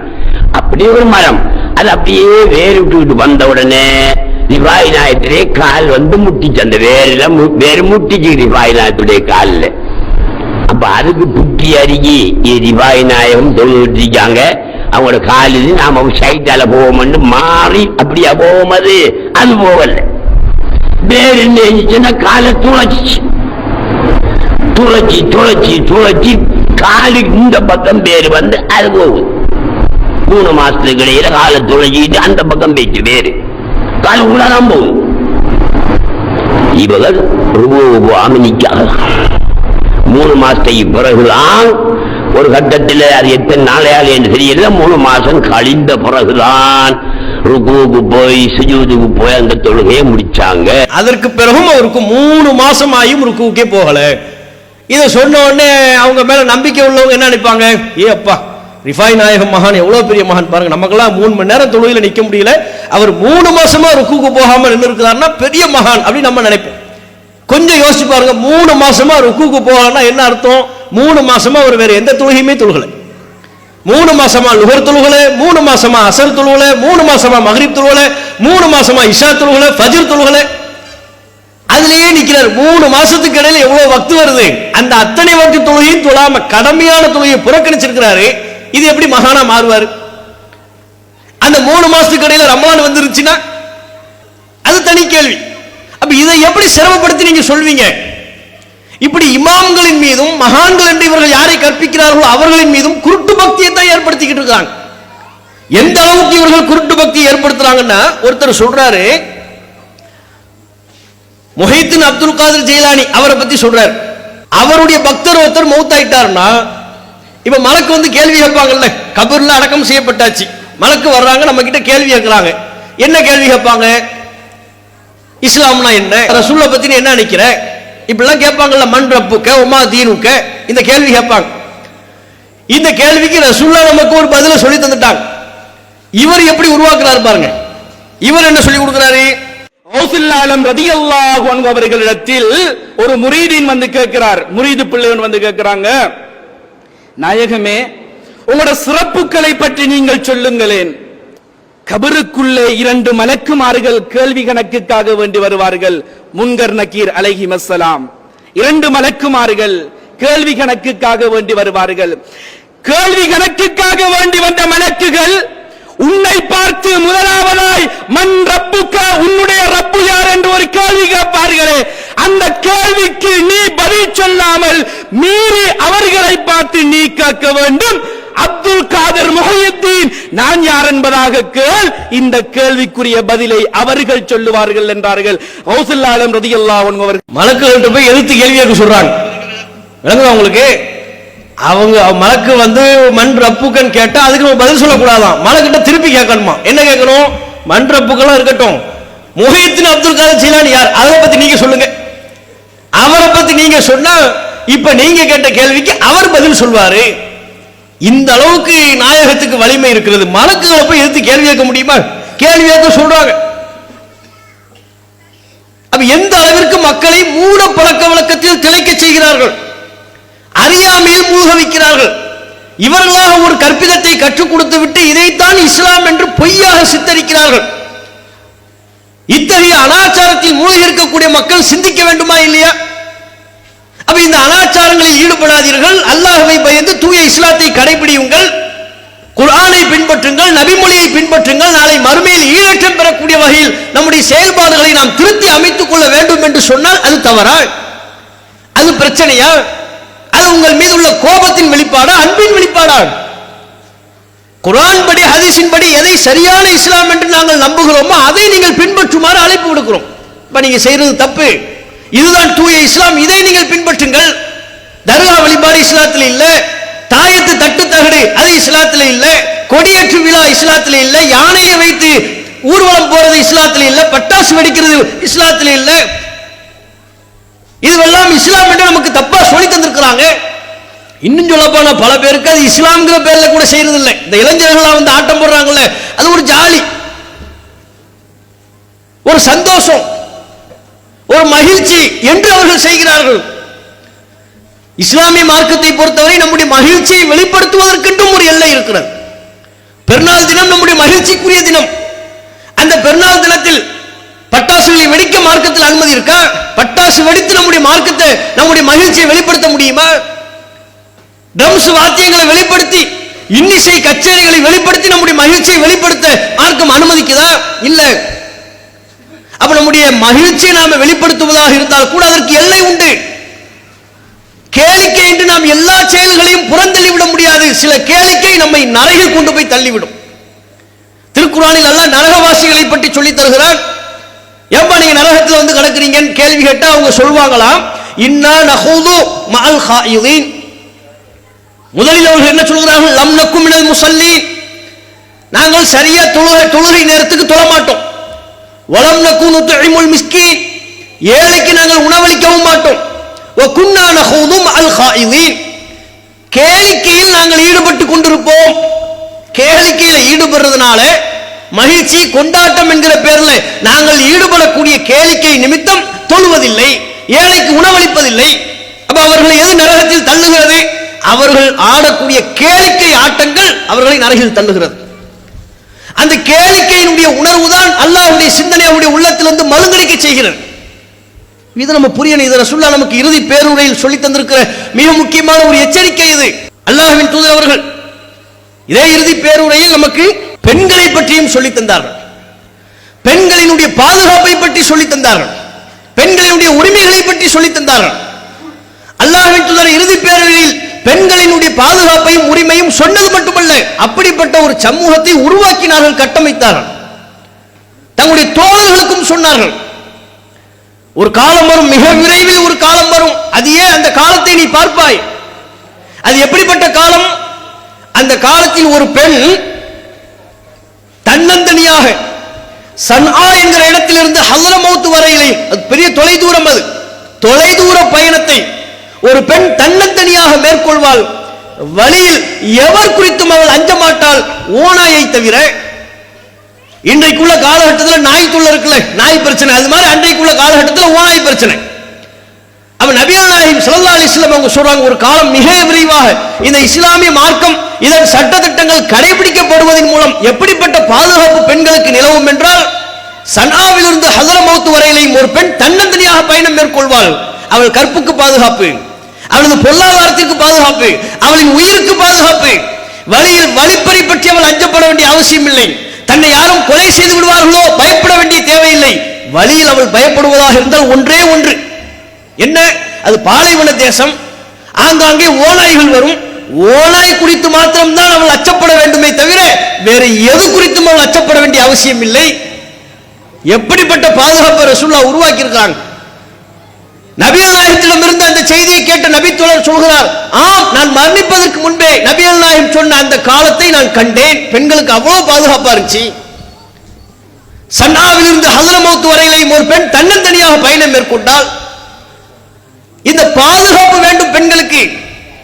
ஆனா நமது நாட்டிலே என்ன நிலைமை? யார் ஆட்சி செய்தால், எவர் ஆட்சி கட்டிலில் அமர்ந்தாலும் பெண்களுக்குரிய பாதுகாப்பு மாத்திரம் கேள்விக்குறியா இருக்கு.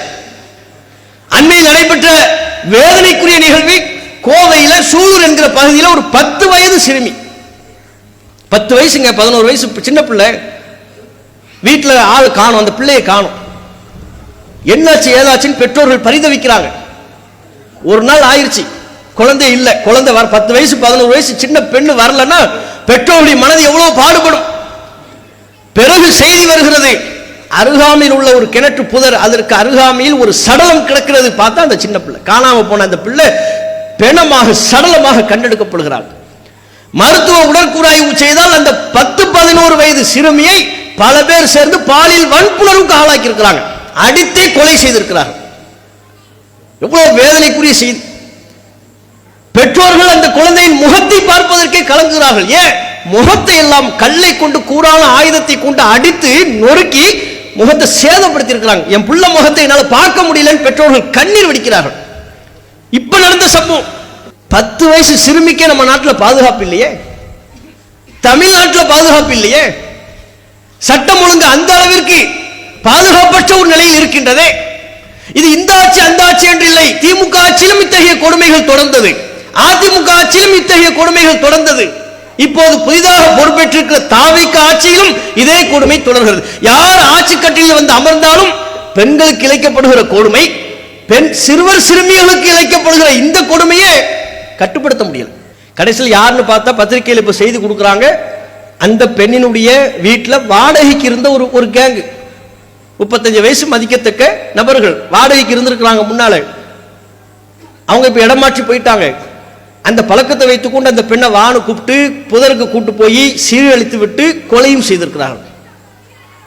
இப்படிப்பட்ட ஒரு செயலில் ஈடுபட ஒருத்தனுக்கு மனசு வருது. ஒரு 10 வயசு சின்ன பிள்ளைய இரக்கமே இல்லாம கொல்ல ஒருவனுக்கு மனம் வருகிறது என்றால், அந்த பெண்ணை பாலியல் வன்புணர்வுக்கு ஆளாக்க ஒருவனுக்கு மனம் வருகிறது என்றால் அவன் எப்படிப்பட்ட கொடூர மனம் கொண்டவனா இருக்கணும். இது தமிழ்நாட்டில் நடைபெற்ற முதல் நிகழ்வல்ல. இது போன்ற நிகழ்வுகள் தொடர்ச்சியாக நடக்கிறது. காரணம், சட்டம் கடுமையா இல்லை. இதே மாதிரி நீங்க முன்னால பாருங்க, கடந்த கால ஆட்சியின் போது இப்படிப்பட்ட நிகழ்வு அயனாவரத்தில் ஒரு சிறுமிக்கு இதே மாதிரி ஒரு நிலைமை ஏற்பட்டது. வாய் பேச முடியாத ஒரு சிறுமி, வாய் பேச முடியாத ஒரு சிறுமியை பாழாக்கி இருக்கிறான், பெத்த தாயை கொண்டு இருக்கிறான். அவனுக்கெல்லாம் ஜாமீன் கிடைக்குது நம்ம நாட்டில். அரசாங்கத்தை எதிர்த்து கேள்வி எழுப்பக்கூடியவர்களுக்கும் அரசாங்கத்தின் கொடூரமான சட்டங்களை எதிர்த்து பேசக்கூடியவர்களுக்கு ஜாமீன் இல்லை. உச்சநீதிமன்றமே கண்டித்தது. UAPA வழக்கில் ஏராளமான இளைஞர்கள் சிறையில் இருக்கிறாங்க, அவர்கள் செய்த குற்றமே நிரூபிக்கப்படல, ஜாமீன் கூட மறுக்குது. ஜாமீன் நாங்க கொடுக்கலாம்னு அரசு நீங்க மறுப்பு தெரிவிக்கிறீங்க, ஏன் இந்த நிலை என்று உச்சநீதிமன்றம் கேட்டது. அவங்களுக்கு அரசை எதிர்த்து கேள்வி கேட்டவங்களுக்கு ஜாமீன் இல்லை, குழந்தையை சீரழிச்சவனுக்கும் தாயை கொண்டவனுக்கும் பெண்களினுடைய விஷயத்தில் விளையாடக்கூடியவனுக்கும் காட்டு மிராண்டிக்கும் ஜாமீன் கிடைக்குது. இதுதான் அவனை குற்றத்தில் தொடர்ந்து ஈடுபட வைக்கிறது. அவன் என்ன நினைக்கிறான், குற்றவாளிகள் என்ன நினைக்கிறாங்க, யார் ஆட்சிக்கு வந்தாலும் நம்ம நாட்டு சிஸ்டம் இப்படித்தான் இருக்கும், நம்மளை தூக்கில தான் ஒன்றும் போட்ட மாட்டாங்க, சில மாதங்கள் ஜெயிலில் இருக்க வேண்டியது வரும், இருப்போம், ஒன்றும் பிரச்சனை இல்லை, இருந்துட்டு ஜாமீன் எடுத்து வெளியே வந்துடலாம், மீண்டும் நம்முடைய பழைய ஆட்டத்தை தொடங்கி விடலாம் என்கிற தைரியம் இத்தகைய கொடூர செயல்களில் எவ்வித ஈவு இறக்கம் என்று ஈடுபட்டுக் கொண்டிருக்கிறார்கள். இதற்கு கடும் தண்டனை இருக்கணும். ஜாமீனை இவர்களுக்கு இருக்கக்கூடாது. சிறுவர் சிறுமி விஷயத்தில் எவெல்லாம் விளையாடுறானோ, பெண்கள் விஷயத்தில் எவெல்லாம் அத்துமீறானோ, இவர்கள் குற்றம் உறுதியானால் ஜாமீனே கிடையாது, வாழ்நாள் சிறையில் இருக்கணும். அவர்களை கொலை செய்து விட்டால், பாலியல் வன்புணர்வுக்கு ஆளாக்கி கொலை செய்து விட்டால் அவர்களுடைய உயிர் கொல்லப்பட வேண்டும். அரசாங்கமே அவர்களுக்கு மரண தண்டனை நிறைவேற்ற வேண்டும். இப்படியான கடும் சட்டம் நிறைவேற்றப்பட்டால் மட்டும்தான் நம்முடைய நாட்டில் பெண்கள் பாதுகாப்பு உறுதி செய்யப்படும். இல்லைனா இத்தகைய சம்பவங்கள், இன்றைக்கு கோவை சூலூர்ல அந்த சிறுமிக்கு ஏற்பட்ட கொடூரம் நாளைக்கு இன்னொரு மாவட்டத்தில் இன்னொரு ஊருக்கு நடக்கும், நம்ம அருகாமை பகுதிகளில் நடக்கும். ஏன் நமது ஊர்களிலே இத்தகைய கொடுமை நடைபெற்றாலும் ஆச்சரியப்படுவதற்கு இல்லை. சட்டத்தை ஸ்ட்ராங் பண்ணணும், தண்டனையை கடுமையாக்கணும். இப்போது பொறுப்பேற்றிருக்கக்கூடிய இந்த அரசாங்கம் குற்றவாளிகளுக்கு சட்டத்தை கடுமையாக்கக்கூடிய விதமாகவும் தண்டனைகளை அதிகப்படுத்தக்கூடிய விதமாகவும் தமிழ்நாடு தௌஹீத் ஜமாத்தின் சார்பாக எதிர்வரக்கூடிய ஜூன் மாதம் 7ஆம் தேதியிலிருந்து தமிழகம் எங்கும் எல்லா மாவட்டங்களிலும் எல்லா கிளைகளிலும் மிகப்பெரிய அளவிலான விழிப்புணர்வு பேரணிகளை நாம் நடத்த திட்டமிட்டிருக்கிறோம். பெண்களின் பாதுகாப்பை வலியுறுத்தி, மிக குறிப்பாக சிறுமியர்களின் பாதுகாப்பு நம்முடைய தமிழ்நாட்டிலே உறுதி செய்யப்பட வேண்டும். ஒரு சிறுமி ஒருத்தன் தப்பான எண்ணத்தில் தொடரானா, அவளை சீரழிக்கிறானா, பச்சிலம் குழந்தையை கொல்ல ஒருத்தனுக்கு மனசு வருதா, அவன் இந்த நாட்டில் உயிர் வாழ வேண்டிய, இந்த பூமியில உயிர் வாழ வேண்டிய அவசியம் இல்லை. அரசு அவனுக்கு தக்க தண்டனை வழங்க வேண்டும் என்பதை வலியுறுத்தி சிறுவர் சிறுமியர்களுக்கு மத்தியில் இத்தகைய விழிப்புணர்வை அதிகப்படுத்தும் விதத்திலையும் எதிர்வருகிற ஜூன் மாதம் 7ஆம் தேதியிலிருந்து தமிழகம் எங்கும் நம்முடைய ஜமாத்தின் சார்பாக விழிப்புணர்வு பேரணியை நடத்த திட்டமிட்டிருக்கிறோம் என்பதையும் இந்த நேரத்தில் சொல்லிக்கொண்டு, நபிகள் நாயகம் ஸல்லல்லாஹு அலைஹி வஸல்லம் அவர்கள் முழுமையான இஸ்லாமிய மார்க்கத்தை நமக்கு சொல்லி தந்திருக்கிறார்கள், கற்றுத் தந்திருக்கிறார்கள். அத்தகைய இஸ்லாமிய மார்க்கத்தை பல முஸ்லிம்கள் அறியாமல் இருக்கிறார்கள். இன்னைக்கு தர்கா வழிபாடு, மூட நம்பிக்கை இதெல்லாம் பெருகிறதுக்கு என்ன காரணம்? ஜோசியத்தில் போய் முஸ்லிம்களை விழுகிறார்கள் என்றால் இதற்கெல்லாம் என்ன காரணம்? இஸ்லாம் என்ன சொல்லுதுன்னே தெரியல. இஸ்லாம் ஒரு முஸ்லிம் இடத்துல என்ன டிமாண்ட் பண்ணுது, அவனை எப்படி வாழ சொல்லுது தெரியல. இஸ்லாத்தை தெரிந்து கொள்ளணும். குர்ஆனை நம்மளுடைய வீடுகளில் படிக்கணும். குர்ஆனை நாம படித்து அறிந்து கொண்டு முழுமையான முஸ்லிமாக மாறுவதற்குரிய முயற்சியை நாம முன்னெடுக்கணும். அத்தகைய வேண்டுகோளை இந்த நேரத்தில் உங்கள் அனைவருக்குமாக வைத்துக் கொண்டு என்னுடைய உரையை நிறைவு செய்து கொள்கிறேன். வாஹிர் தாவானா அல்ஹம்துலில்லாஹி ரப்பில் ஆலமீன். அஸ்ஸலாமு அலைக்கும் வ ரஹ்மத்துல்லாஹி வ பரக்காத்துஹு. அல்லாஹு அக்பர், அல்லாஹு அக்பர்.